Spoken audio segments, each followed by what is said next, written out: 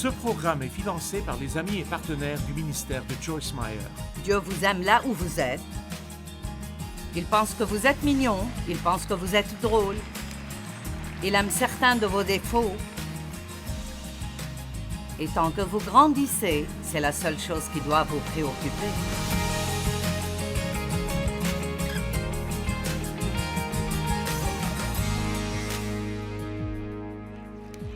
Je prie pour que la parole de cet après-midi soit riche et puissante et exactement ce que vous devez entendre, pour que vous retourniez chez vous, prêt à affronter certaines des choses dont vous devez vous occuper, mais vous le ferez comme Jésus le ferait, au lieu de comme vous le feriez peut-être. Nous allons donc parler aujourd'hui des moyens d'éviter de perdre votre temps. Nous avons un temps limité et vous pensez différemment au temps comme vous vieillissez. Et quand vous vivez environ les 3/4 de votre vie ou les 2/3 de votre vie, vous arrivez au point où vous ne voulez vraiment pas perdre votre temps. Si vous voulez faire quelque chose que vous n'avez pas encore fait, vous voulez le faire, mais vous ne voulez pas perdre votre temps, je vous recommande de ne jamais perdre votre temps, et cela même quand vous avez 20 ans. Mais ça devient vraiment important pour vous. Plus vous vieillissez, et vous avez peut-être 20 ans maintenant, mais un jour vous aurez 80 ans, et cela se produira plus rapidement que vous ne le pensez. Et je crois que le temps est un don très précieux. Et le temps, vous pouvez soit le perdre, soit l'utiliser sagement. Mais qu'importe comment vous passez votre temps, quand il est passé, vous ne pouvez pas le récupérer. Je veux que vous pensiez à cela sérieusement. Si c'est 1 heure, ou 1 semaine, ou quoi que ce soit, si vous passez 3 jours en colère, vous avez totalement perdu ces 3 jours et vous ne les récupérerez plus jamais. Jamais plus.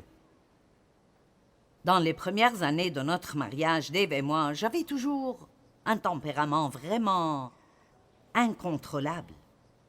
Je me souviens de mes crises de colère assez répétitives. C'est comme ça que j'ai grandi et que j'ai vu mon père agir. Il se mettait en colère jusqu'à ce qu'il obtienne ce qu'il veut. Et donc c'est comme ça que j'agissais. Et je me souviens que Dave m'avait dit un jour, il a dit « Ne serait-ce pas horrible si Jésus revenait aujourd'hui et tu passais le dernier jour de ta vie sur cette terre en colère ?» Et cela m'a vraiment fait réfléchir. Il y a tellement de choses que nous faisons qui sont une perte de temps totale. Elles ne font aucun bien du tout. Alors je vais partager quelques trucs avec vous et je suis sûre que vous pourrez probablement en inventer d'autres vous-même. Mais que diriez-vous si nous nous engageons à commencer à investir notre temps plutôt que de le perdre parce que nous ne voulons pas arriver à la fin de notre vie en n'ayant que des regrets? C'est l'une des choses les plus tristes qui puisse arriver à une personne, c'est qu'il soit trop tard pour revenir en arrière et faire ce que vous aimeriez avoir fait et auriez dû faire, et finir par regretter votre façon de vivre sans pouvoir la réparer. Donc, la première chose qui est une perte de temps totale est ce que la Bible appelle des œuvres mortes. Maintenant, Dieu veut que nous fassions de bonnes œuvres, mais il veut que nous évitions les œuvres mortes. Donc, quelles sont les œuvres mortes? Eh bien, les œuvres mortes sont notre énergie qui essaye de faire ce que seul Dieu peut faire. Savez-vous combien c'est difficile d'essayer de faire que quelque chose arrive, que seul Dieu peut faire arriver? Et plus vous essayez de le faire, plus le désordre que vous causez est grand. Quelqu'un a-t-il jamais expérimenté cela? Nous le voyons clairement avec Abraham et Sarah. Quand ils voulaient avoir un enfant et Dieu leur avait fait une promesse, et c'était une promesse qu'il était impossible d'accomplir sans Dieu, parce qu'ils étaient tous deux bien au-delà de l'âge de procréer. Abraham avait 100 ans. Sarah était proche de cela, près de 90 ans, elle avait passé l'âge de procréer. et ils n'avaient jamais eu d'enfants. Dieu leur avait promis qu'ils en auraient, mais ils en avaient marre d'attendre. Quelqu'un ici est-il fatigué d'attendre? Donc, ils en ont eu marre d'attendre cette promesse, surtout Sarah. Mais c'était aussi la faute d'Abraham parce qu'il suivit son conseil. Parfois, vous devez suivre le conseil de la femme, mais parfois vous devez dire non, car nous pouvons parfois avoir tendance à être un peu émotifs. Et donc, je suppose qu'un jour, Sarah était vraiment fatiguée d'attendre et elle a eu une idée brillante. Vous savez ce qu'est une idée brillante? C'est quand vous faites « Ah, c'est ce que je vais faire et ça va marcher. Ah, c'est... » Et alors nous disons même « C'est ce que Dieu veut que je fasse. » Vous savez, Dieu nous parle à travers nos pensées, mais chaque pensée que vous avez n'est pas Dieu. Et donc, parfois, vous devez attendre et prier un peu plus avant de suivre la première pensée qui vous vient à l'esprit. Alors, elle a eu cette idée brillante qu'elle donnerait sa servante à son mari pour qu'elle devienne sa femme secondaire. Combien d'entre vous savent déjà que c'est stupide? D'accord, je veux dire, c'était voué à tourner mal avant de commencer. Et comme elle pouvait avoir des enfants, elle souhaitait que son mari ait des relations sexuelles avec elle, qu'elle tombe enceinte et qu'elle prenne cet enfant comme le sien. Eh bien, Abraham a écouté ce qu'elle a dit et l'a fait. Et bien sûr, elle est tombée enceinte. Et dès qu'elle est tombée enceinte, elle a eu une mauvaise attitude envers Sarah. « Non, non, non, non, je suis enceinte et tu ne l'es pas. » Je ne sais pas si c'est exactement ce qui s'est passé, mais c'est très proche. Eh bien, alors, Sarah s'est fâchée parce que Agar avait une mauvaise attitude.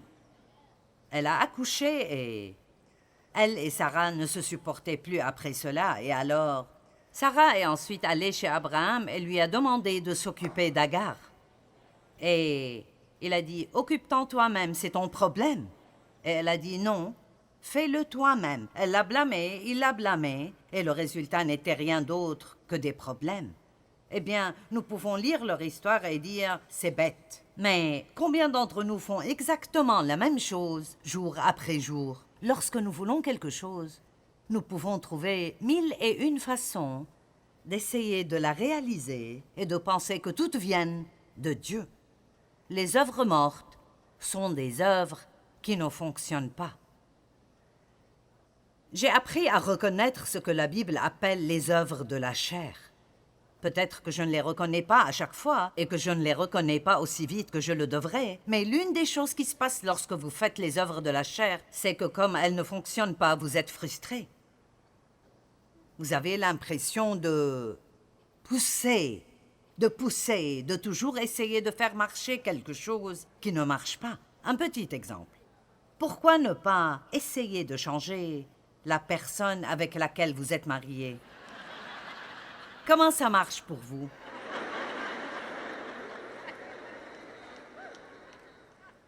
C'est tellement aggravant parce que vous ne voulez pas qu'ils fassent ce qu'ils font ou il y a quelque chose que vous voulez qu'ils fassent et qu'ils ne font pas. Et alors vous trouvez toutes sortes de façons d'essayer de les convaincre ou de les amener à changer d'avis et tout ce que vous faites est de vous disputer et il semble que plus vous essayez de les changer, plus ils deviennent pires. Les gens n'aiment pas être forcés de faire des choses. Personne n'aime être contrôlé. Et la vérité est que si le cœur n'est pas changé, aucun changement ne durera de toute façon. Et Dieu est le seul qui puisse changer un cœur. Donc Dieu est le seul qui puisse réellement changer les gens. Et si vous ne l'avez pas remarqué, nous sommes tous un peu différents. Et beaucoup d'entre vous sont mariés. Si vous êtes marié à quelqu'un qui est votre opposé. Amen. Je veux dire, Dave et moi, nous sommes... Vous ne trouverez jamais deux personnes qui soient aussi différentes que Dave et moi. Et nous sommes mariés depuis 51 ans. Maintenant, certaines décisions ont dû être prises en cours de route, que nous allions tout faire pour que ça marche, et que nous devions tous les deux nous entendre sur l'idée que nous allions cesser d'essayer de nous changer mutuellement. Puis-je vous dire que si vous voulez avoir un mariage durable et que vous voulez avoir la paix chez vous, vous devez rentrer chez vous et cesser d'essayer de changer la personne avec laquelle vous êtes marié. J'ai dit, vous devez rentrer chez vous et...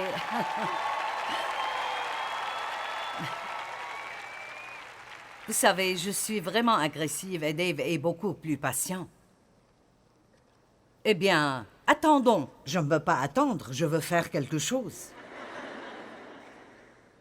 Donc je lui disais, tu es toujours à 9000 derrière Dieu. Et il disait, oui, et tu le devances toujours de 9000.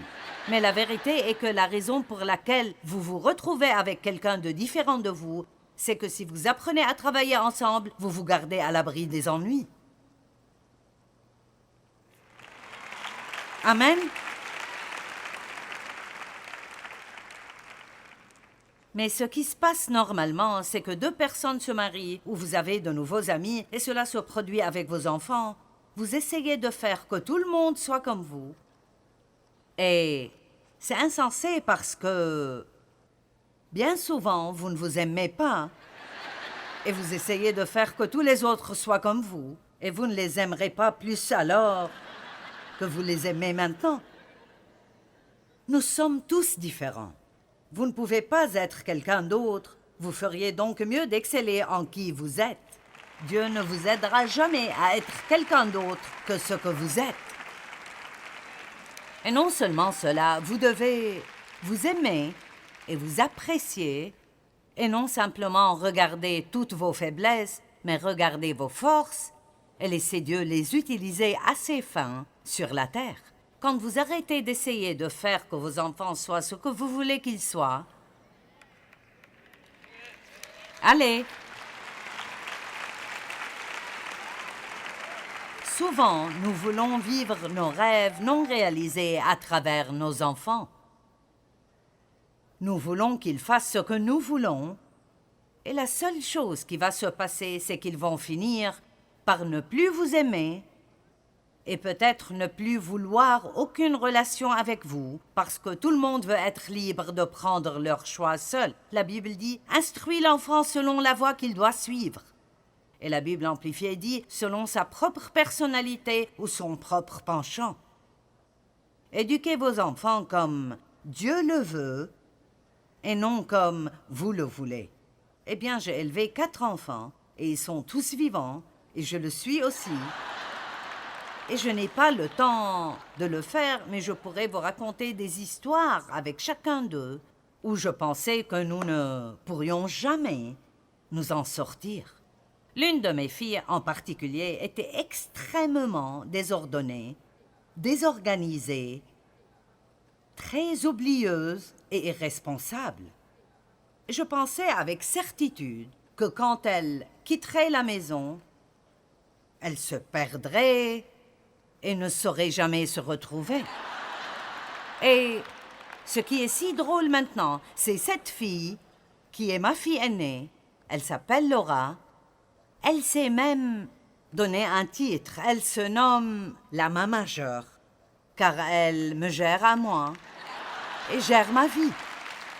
Elle s'occupe de toutes nos factures, elle fait toutes mes courses, elle fait tellement de choses pour moi et fait un travail si extraordinaire. Elle et moi parlions l'autre jour et elle a dit « Je pense que même pour moi, assumer cette responsabilité et voir que Dieu m'a ointe pour l'assumer m'a vraiment aidé à grandir et même à me sentir mieux dans ma peau. Vous seriez parfois surpris de ce que vous êtes capable de faire si vous preniez simplement un risque et sortiez et tentiez de le faire. Je n'aurais jamais imaginé, même dans mes rêves les plus fous, que Laura serait celle qui s'occuperait de moi parce que je pensais qu'elle ne pourrait même pas s'occuper d'elle-même. Donc je vous le dis pour vous donner de l'espoir pour vos enfants, que peu importe où ils se trouvent, les choses vont sûrement aller beaucoup mieux. Amen. Si vous voulez profiter de votre vie, je veux que vous m'écoutiez bien maintenant. Vous devez aimer les gens là où ils se trouvent, pas là où vous souhaitez qu'ils soient. Est-ce que vous comprenez? Aimez-les là où ils se trouvent, pas là où vous voulez qu'ils soient.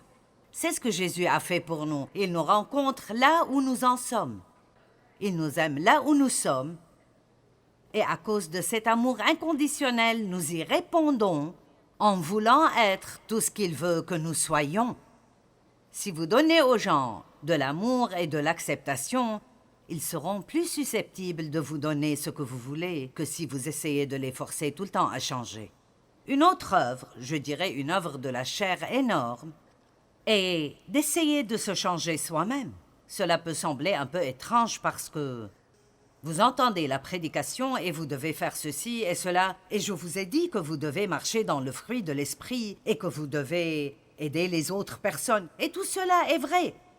Mais voici le problème. Si vous essayez de le faire par vous-même, sans impliquer Dieu, vous ne réussirez pas.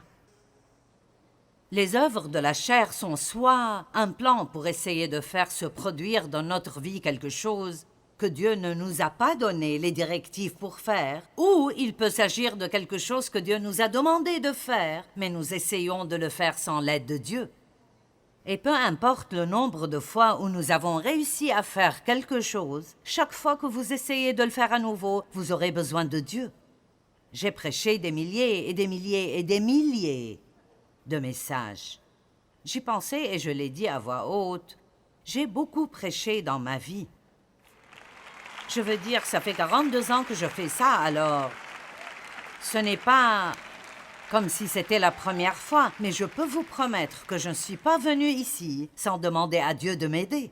Je ne suis pas venue ici sans m'appuyer sur Dieu et lui faire savoir que ce serait un échec total et un désastre s'il ne se présentait pas. Et donc, peu importe à quel point vous pensez être bon dans quelque chose, le meilleur moyen de mordre la poussière est de commencer à penser que vous pouvez le faire vous-même, sans lui.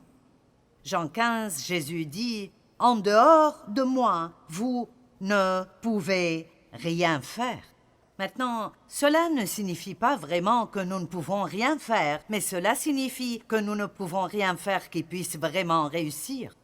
Nous ne pouvons rien faire en ayant une vraie paix à ce propos et en ayant une vraie joie de le faire sans nous appuyer sur lui. Je vous suggère donc de vous appuyer sur Dieu et d'apprendre à demander de l'aide à Dieu environ 5000 fois par jour.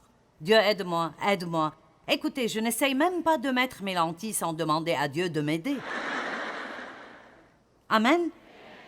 Donc, les œuvres mortes, c'est une perte de temps, car vous pouvez travailler et travailler et travailler, et ça ne fonctionnera jamais. Quand je parle de ne pas essayer de vous changer, les exemples auxquels je pense sont...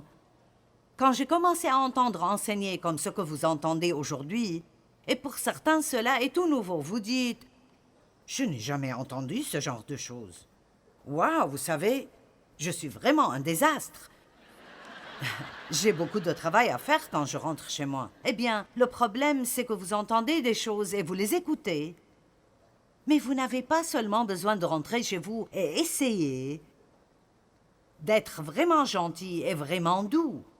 Et vous savez, j'ai fait tout cela dans la chair et ça devient presque comique. Une des premières églises de parole où je suis allée, et je veux dire une église qui prêchait vraiment la parole. La femme du pasteur était si différente de moi. Et j'enseignais une étude biblique dans l'église et elle était la femme du pasteur. Elle était si douce et si petite, avec des cheveux blonds et des yeux bleus, et était si soumise à son mari. Et je suis comme un ouragan qui passe. Et je suis plutôt forte et je ne veux pas que quelqu'un me dise quoi faire. Et je suis vraiment audacieuse et elle est vraiment douce. Eh bien, nous avons eu du mal à nous entendre. Je ne sais pas pourquoi, mais c'était difficile. Et ce qui était intéressant est qu'à la fin, nous avons enfin compris que j'essayais de lui ressembler et elle essayait de me ressembler. J'essayais d'être vraiment gentil. J'ai vraiment fait cela. J'ai même essayé de baisser la voix et de parler un peu plus doucement et... Vous savez, d'être un peu plus douce et de marcher un peu plus doucement. Et, vous savez, quelqu'un me disait, est-ce qu'il y a quelque chose qui ne va pas? Vous savez?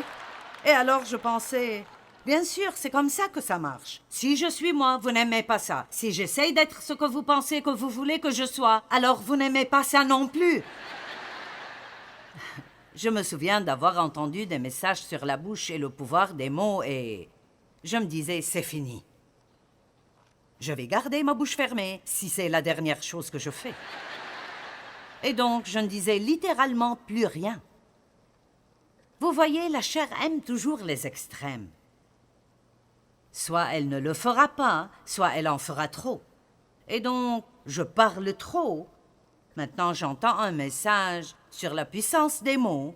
Et donc, maintenant, je ne vais pas parler du tout pour m'assurer de ne pas me mettre dans le pétrin. Je me souviens de ces jours et je suis si heureuse parce que Dieu m'a enseigné la grâce et que la grâce est la seule chose qui puisse nous changer. Et donc, si vous voulez faire ce qui est juste et Dieu voit votre cœur et vous lui demandez de vous aider, il vous changera. Il vous changera pendant que vous étudiez la parole et vous passez du temps avec Dieu. Laissez-moi vous dire, si vous voulez que les choses que vous entendez dans vos églises fonctionnent dans votre vie, ce que vous devez faire, et si, par exemple, il y a eu quelque chose qui vous a vraiment marqué et vous dites « j'ai vraiment besoin de ça, j'ai besoin d'être plus stable, j'ai besoin d'être plus indulgent, je n'ai pas besoin de me mettre en colère si facilement. » Prenons la colère comme exemple. Donc, au lieu de rentrer chez vous et d'essayer de ne pas vous mettre en colère, vous devez commencer à étudier vraiment la parole sur la colère. Ne pensez pas que puisque vous avez entendu un sermon, vous allez rentrer chez vous maintenant et comme par magie, ce problème disparaîtra, car je peux vous promettre que Satan vous tentera. Et si ce n'est que ça, il vous donnera des circonstances très spéciales juste pour vous tenter. Et voici ce qui se passera. Vous échouerez si vous essayez de le faire vous-même, puis le diable vous dira, vous voyez, aller à cette réunion ne vous a fait aucun bien. Le diable est quoi? Un menteur. C'est tout ce qu'il sait faire. Nous devons apprendre à discerner ces mensonges. Donc, rentrez chez vous et dites, Dieu, c'est une chose dans laquelle je veux vraiment grandir. Et j'ai besoin de ton aide. J'ai besoin de ton aide. Je ne peux pas le faire moi-même. Mon cœur désire vraiment changer, mais je ne peux pas le faire sans toi. Et je vais m'en tenir à ça jusqu'à ce que j'aie la victoire. Ainsi, vous trouvez 6, 7 écritures qui parlent de la colère. Vous les lisez, vous les étudiez. Vous les lisez suffisamment pour vous en rappeler. Vous passez du temps avec Dieu concernant cette chose en particulier. Je dis toujours que la parole de Dieu est comme une armoire à pharmacie. Et si vous avez mal à la tête, vous ne mettez pas un pansement. Et si vous êtes colérique, étudier la prospérité ne vous aidera pas. Vous devez étudier des sujets spécifiques pour des problèmes spécifiques. C'est comme prendre des médicaments pour votre âme. Et vous devez également réaliser que vous n'avez pas besoin d'être très pressé, car la Bible dit dans 2 Corinthiens 3,18 que lorsque nous examinons la parole de Dieu, nous commençons à voir ce que nous sommes censés être et ce que nous sommes, et comment Dieu nous change de gloire en gloire, c'est-à-dire petit à petit. Et cela se produit par l'Esprit de Dieu, pas par ma propre détermination, ni par ma propre volonté, mais Dieu nous change parce qu'il voit notre cœur et nous faisons les choses comme il faut. Et s'il y a 50 personnes, elles seront peut-être toutes dans un lieu différent de maturité spirituelle dans leur vie. Mais lorsque Jésus reviendra, tout le monde sera rapidement complété et sera ce que nous sommes supposés être. Vous n'êtes pas obligé d'être arrivé, vous avez juste besoin d'être en chemin. Amen. Nous perdrons notre temps lorsque nous essayons de faire ce que seul Dieu peut faire dans nos vies. Quand nous lui faisons confiance, il peut nous changer et nous rendre très féconds. Et sa force et sa paix nous appartiendront. Nous allons profiter du voyage de la vie.